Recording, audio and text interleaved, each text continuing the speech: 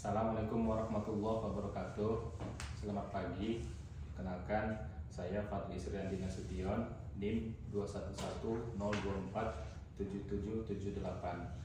Pertama kali saya ucapkan terima kasih kepada Ibu Evi Deliana selaku dosen pengampu mata kuliah Hukum Investasi dan Pasar Modal. Pada kesempatan ini saya akan coba menyampaikan hasil presentasi dari paper mini sebagai tugas untuk ujian akhir semester atau UAS mata kuliah Hukum Investasi dan Pasar Modal. Adapun judul yang ingin saya sampaikan pada kesempatan ini yaitu mengenai peran International Center of Settlement of Investment Disputes atau ICSID dalam penyelesaian sengketa investasi negara dan investor. Judul ini saya rasa sangat cukup menarik karena di sini kita akan melihat peran dari suatu lembaga internasional yang merupakan bagian dari World Bank Group yang berperan dalam menyelesaikan sengketa antara negara investor dengan negara tujuan investor. Baiklah, untuk persingkat waktu akan coba saya sampaikan materi yang akan saya coba ulas pada kesempatan ini. Investasi internasional merupakan salah satu faktor penting yang dapat mendorong pertumbuhan ekonomi suatu negara.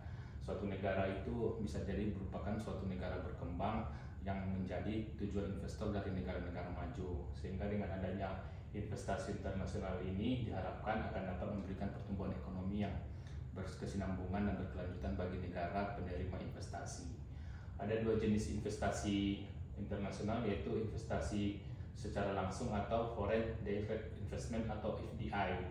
Dalam FDI ini negara penerima mendapat manfaat seperti peningkatan modal, transfer teknologi, penciptaan lapangan kerja dan sebagainya. Dalam bentuk FDI ini negara investor akan mencoba untuk memiliki suatu perusahaan atau di negara tempat tujuan investor sehingga memiliki pengendalian secara langsung terhadap perusahaan tersebut. Kemudian ada juga yang disebut dengan Foreign Portfolio Investment atau FPI. Dalam Foreign Portfolio Investment ini investor hanya membeli saham atau surat-surat berharga dari suatu perusahaan di negara berkembang tempat tujuan investasi sehingga tidak ada kepemilikan secara langsung terhadap perusahaan tersebut. Salah satu mekanisme penyelesaian sengketa yang paling banyak digunakan dalam investasi internasional dalam menyelesaikan sengketa antara negara penerima investasi dengan negara investor adalah dalam bentuk Investor State Dispute Settlement atau ISDS. Kemudian terdapat salah satu lembaga arbitrase internasional yang paling terkenal dan berpengalaman dalam menangani ISDS, yaitu International Center for Settlement of Investment Disputes atau ICSID yang merupakan bagian dari World Bank Group.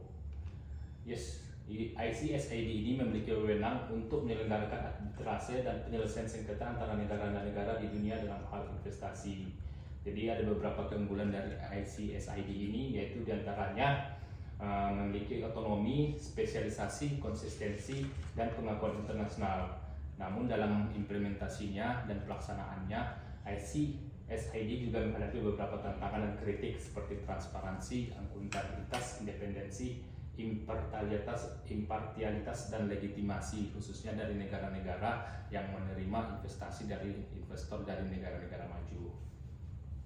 Kemudian dalam makalah ini saya sebagai penulis akan coba membahas tentang peran ICSID dalam penyelesaian sengketa investasi antara negara dan investor. Saya juga akan coba menjelaskan tentang latar belakang, sejarah, struktur, prosedur, dan perkembangan ICSID sebagai lembaga arbitrase internasional yang sudah berdiri sejak tahun 1965 dan eksistensinya masih terasa sampai sekarang, khususnya bagi negara-negara mengalami sengketa dalam hal investasi di negara-negara berkembang. Saya juga sebagai penulis akan coba mengkaji tentang beberapa kasus sengketa investasi yang telah diselesaikan oleh ICSID, khususnya kasus sengketa investasi yang terjadi di negara Indonesia, serta tantangan dan kritik yang dihadapi oleh ICSID dalam menjalankan fungsinya. Saya sebagai penulis berharap bahwa makalah atau tugas ini ataupun paper ini dapat memberikan gambaran yang komprehensif dan objektif tentang peran ICSID dalam penyelesaian sengketa investasi internasional. Terdapat rumusan masalah yang coba saya telaah dalam penulisan penulisan paper ini, yaitu yang pertama, apakah itu ICSID dan bagaimana sejarah, struktur, dan prosedur penyelesaian sengketa di ICSID. Jadi saya coba akan menelaah bagaimana tentang latar mengenai sejarah, kemudian pendirian, struktur, dan prosedur penyelesaian sengketa yang dilakukan oleh ICSID dalam menyelesaikan suatu sengketa investasi internasional. Yang kedua, saya juga akan coba menelaah apa sih keunggulan dan tantangan yang dihadapi oleh ICSID sebagai lembaga penyelesaian sengketa investasi internasional. Berikutnya yang ketiga, contoh kasus sengketa investasi khususnya di Indonesia yang telah diselesaikan oleh ICSID.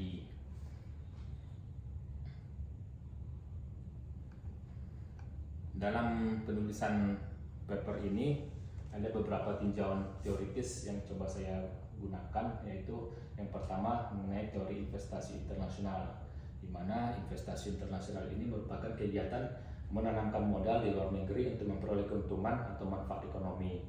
Investasi internasional ini dapat berupa foreign direct investment atau FDI atau foreign portfolio investment. Pun perbedaannya itu FDI ini itu investasi langsung oleh negara-negara investor dengan memiliki suatu perusahaan atau mendirikan suatu perusahaan di negara tempat tujuan investasi. Sedangkan foreign portfolio investment ini yaitu dengan cara negara-negara investor membeli surat-surat berharga, saham, obligasi ataupun bentuk-bentuk lainnya, bentuk-bentuk investasi lainnya di negara berkembang ataupun negara tempat tujuan investasi. Artinya tidak ada pemilikan secara langsung terhadap suatu perusahaan ataupun mendirikan secara langsung terhadap suatu perusahaan, yang membedakannya dengan bentuk dari foreign direct investment atau FDI. Yang kedua, penyelesaian sengketa investasi internasional. Sengketa investasi internasional adalah konflik yang timbul antara investor asing dan negara penerima akibat adanya tindakan atau keputusan negara yang merugikan hak atau kepentingan investor. Sengketa investasi internasional dapat bersifat hukum, politik, ekonomi, sosial, ataupun lingkungan. Dalam penyelesaian sengketa investasi internasional inilah peran ICSID ini sangat signifikan, karena menyelesaikan antara kebijakan-kebijakan yang terjadi di negara berkembang yang dapat merugikan suatu negara investor, sehingga ditemukanlah penyelesaian atau solusi berupa arbitrase ataupun bentuk-bentuk penyelesaian lainnya yang diinisiasi oleh ICSID sebagai lembaga penyelesaian sengketa internasional. Berikutnya, saya juga akan membahas sejarah, struktur, dan prosedur penyelesaian sengketa di ICSID. ICSID ini didirikan pada tahun 1996 yang pada saat itu adalah bertujuan untuk mempermudah dan mewujudkan kepastian hukum dalam investasi internasional. Kemudian dalam Konvensi Washington tentang penyelesaian sengketa investasi antara negara dan warga negara-negara lain atau Convention on the Settlement of Investment Disputes Between States and Nationals of Other States disahkan oleh Dewan Gubernur Bank Dunia dan dibuka untuk ditandatangani oleh negara-negara anggota. Selanjutnya, mengenai struktur ICSID ini sampai sekarang terdiri dari 3 organ utama. Yang pertama yaitu Administrative Council, yaitu yang struktur tertinggi dalam ICSID, kemudian Panel of Conciliators dan Panel of Arbitrators. Dan di bawahnya adalah sekretariat yang dipimpin oleh sekretaris jenderal yang ditunjuk oleh Administrative Council untuk masa jabatan selama 6 tahun. Oke, berikutnya coba saya sampaikan mengenai keunggulan dan tantangan yang dihadapi oleh ICSID sebagai lembaga penyelesaian sengketa investasi internasional. Dari sisi keunggulan, ICSID ini mendukung pembangunan ekonomi dunia melalui arus investasi dan perdagangan internasional yang lebih besar, khususnya pembangunan ekonomi dunia negara-negara berkembang yang menjadi sebagai tujuan investasi dari negara-negara maju. Contohnya yaitu negara maju Amerika Serikat, kemudian China, India, dan sekarang juga termasuk dalam kategori negara maju, dan juga beberapa negara-negara di Asia lainnya seperti Jepang, Korea Selatan, dan juga negara-negara di Eropa. Selanjutnya, dengan adanya ICSID ini, investor asing dapat merasa lebih aman dan percaya diri untuk menanamkan modalnya di negara-negara berkembang atau negara-negara yang dalam tahap menuju negara berkembang. Jadi dengan adanya ICSID ini, negara investor ataupun negara-negara maju mendapatkan kepastian hukum apabila terjadi sengketa akibat terjadinya perbedaan kebijakan, kemudian perbedaan dari kultur, lingkungan ataupun ekonomis. Di dalam hal inilah ICSID berperan sebagai lembaga arbitrase ataupun penyelesaian sengketa jika terjadi sengketa yang antara negara investor dengan negara berkembang. Kenapa ICSID ini memberikan kepercayaan kepada investor asing? Karena investor asing dapat memperoleh perlindungan hukum dari tindakan atau putusan negara penerima investasi yang mungkin merugikan hak atau kepentingannya. Itulah makanya ICSID ini sangat besar perannya bagi negara-negara maju yang menginvestasikan investasinya di negara-negara berkembang karena adanya kepastian hukum ataupun perlindungan dari ICSID apabila terjadi sengketa. Kemudian berikutnya, selain memiliki keunggulan, ICSID ini juga menghadapi tantangan.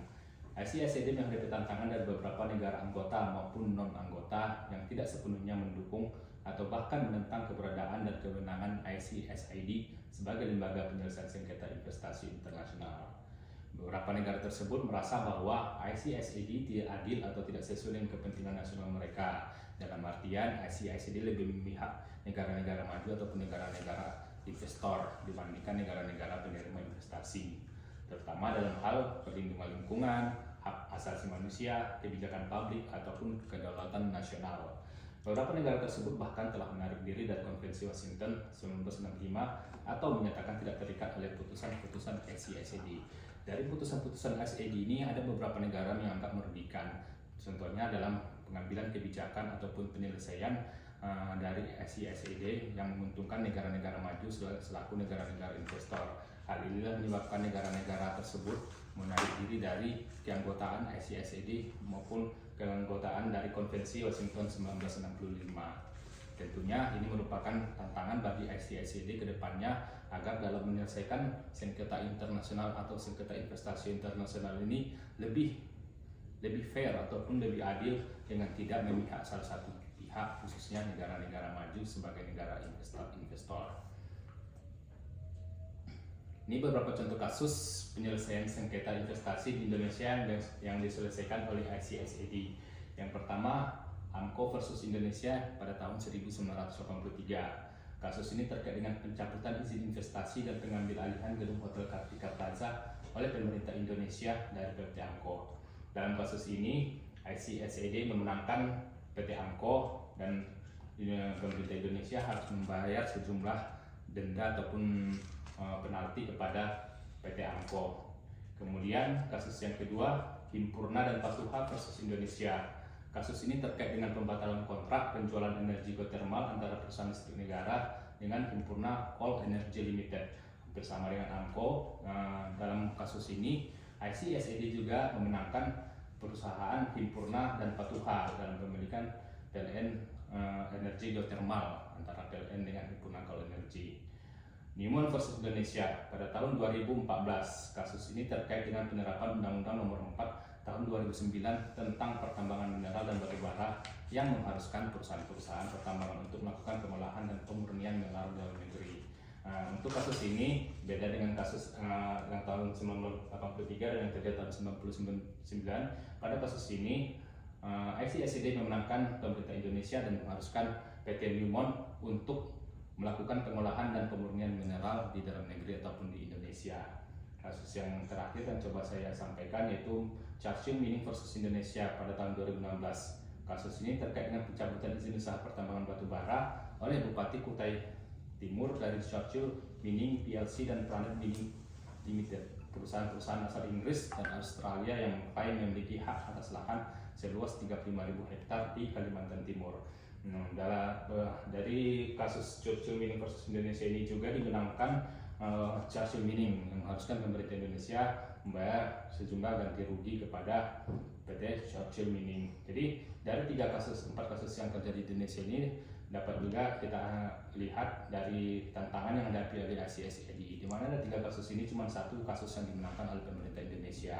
Inilah yang membuat beberapa negara-negara tempat tujuan investasi, khususnya negara berkembang, merasa jika ada sengketa antara negara penerima investasi maupun dan negara investor, maka terlihat bahwa dalam penyelesaian sengketa itu pihak-pihak negara investor lebih banyak dimenangkan daripada negara-negara berkembang tempat tujuan investor. Inilah tadi salah satu tantangan yang harus dihadapi oleh ICSID yang kemudian menyebabkan beberapa negara anggota menarik diri dari keanggotaannya. Atas beberapa hal yang telah saya sampaikan sebelumnya, maka dapat ditarik beberapa kesimpulan, yaitu ICSID adalah lembaga internasional bagian dari World Bank Group yang memiliki wewenang untuk menyelesaikan arbitrase dan penyelesaian sengketa antara negara-negara di dunia dalam hal investasi yang didirikan pada tahun 1996 dengan tujuan yaitu untuk mempermudah dan mewujudkan kepastian hukum dalam investasi internasional. Kemudian ICSID memiliki 3 organ utama, yaitu Administrative Council, Sekretariat, dan Panel of Conciliators and Panel of Arbitrators. ICSID memiliki beberapa keunggulan dan tantangan sebagai lembaga penyelesaian sengketa investasi internasional. Jadi apabila ICSID dapat lebih menerapkan kebijakan yang fair antara sengketa yang terjadi di antara negara berkembang dengan negara maju sebagai negara investor, maka ICSID ini dapat menjadi lembaga yang lebih diterima oleh negara-negara berkembang untuk menyelesaikan sengketa internasional, sehingga diharapkan dengan selesainya penyelesaian sengketa terkait investasi internasional ini dapat memberikan keuntungan dan manfaat ekonomi bagi kedua belah pihak, khususnya bagi negara penerima ataupun negara berkembang dalam hal menerima teknologi baru, kemudian dalam hal terjadinya peningkatan atau pertumbuhan ekonomi yang berkelanjutan di negara tempat investor atau negara-negara berkembang tersebut. Demikianlah mungkin yang bisa saya presentasikan mengenai paper saya mengenai ICSID, dan untuk materi lengkapnya mungkin akan saya sampaikan dalam bentuk tugas paper PDF yang akan menyajikan secara detail ataupun lengkap mengenai ICSID ini. Atas perhatian dan atensinya saya ucapkan terima kasih. Wabillahi taufiq wal hidayah. Wassalamualaikum warahmatullahi wabarakatuh.